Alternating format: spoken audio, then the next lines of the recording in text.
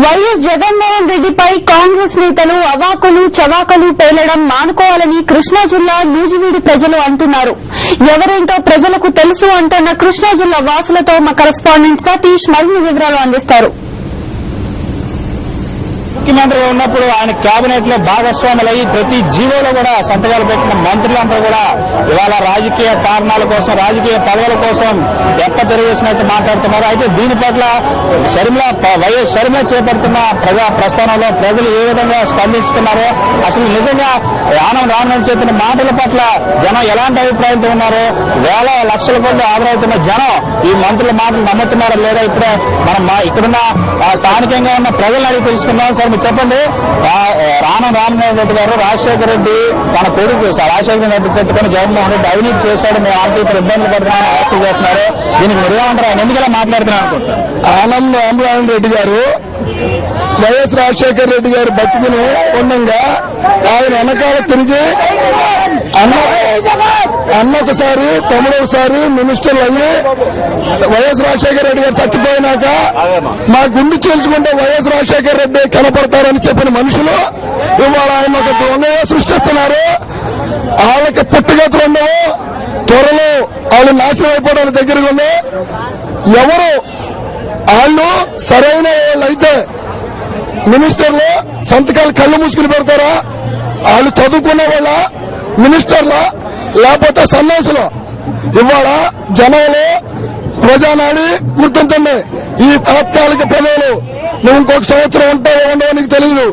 నువ్వు ఒళ్ళు దగ్గర పెట్టుకుని మాట్లాడకపోతే నీ కాన్స్టిట్యున్సీ ప్రజలే నీకు బుద్ధి చెప్తారని కనీసం నువ్వు వైఎస్ రాజశేఖర రెడ్డి గారు బతుకుండగా పెంపుడు కుక్క కంటే హీనంగా తోగొప్పుకుంటా తిరిగావు.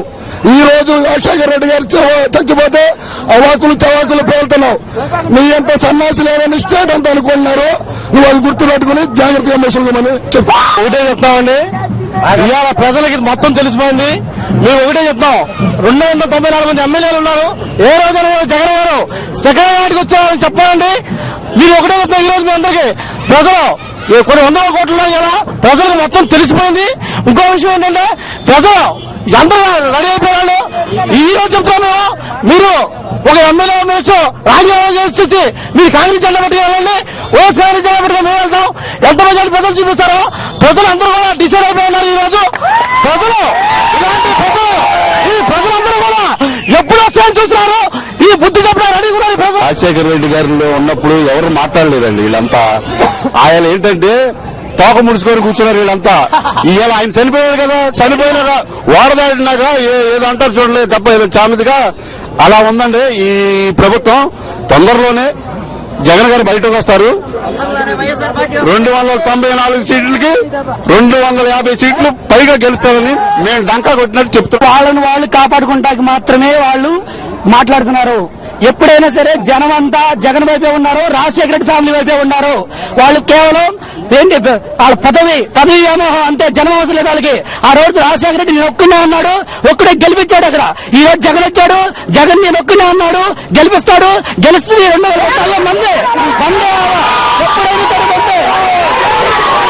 స్పష్టంగా తెలుస్తుంది. వైఎస్ రాజశేఖర రెడ్డి వలన ఎదిగిన వాళ్ళంతా కూడా ఇవాళ వైఎస్ రాజశేఖర రెడ్డి విమర్శించడం చాలా అన్యాయం అంటున్నారు. ఎవరు ఎన్ని మాటలు చెప్పినా ఎవరికి జగన్మోహన్ రెడ్డి నిర్బంధించినప్పుడు కూడా ఎన్నికల్లో ఓటు వేసి